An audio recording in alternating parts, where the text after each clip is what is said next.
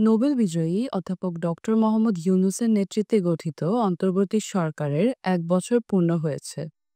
ছাত্র জনতার অভ্যুত্থানে ২০২৪ সালের ৫ আগস্ট শেখ হাসিনার সরকারের পতনের ৩ দিন পর ৮ আগস্ট অন্তর্বর্তী সরকার শপথ গ্রহণ করে।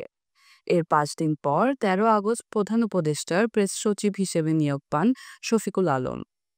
তার দায়িত্বে ১ বছরের যাত্রাকে চমৎকার বলে নিজের অনুভূতি তুলে ধরেছেন শফিকুল আলম। বুধবার ১৩ আগস্ট প্রেস সচিব হিসেবে ১ বছর পূর্ণ করেছেন শফিকুল আলম। এই দায়িত্ব পালনকালে নানা অভিজ্ঞতার কথা তিনি বুধবার রাতে এক ফেসবুক পোস্টে তুলে ধরেন। এ সময় সাংবাদিকদের কাছ থেকে পাওয়া কিছু প্রশ্ন ও উত্তর তুলে ধরেছেন সেখানে। দায়িত্ব শেষে আবারও সাংবাদিকতায় ফিরে যাওয়ার অভিপ্রায়ও ব্যক্ত করেছেন তিনি।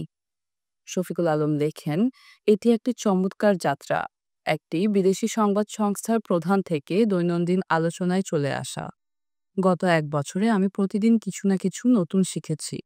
আমাকে এই পদ প্রথম থেকেই তৈরি এবং গঠন করতে হয়েছে, কারণ এর আগে এটি প্রধানত আনুষ্ঠানিক ছিল এবং কোনো বাস্তব দায়িত্ব ছিল না।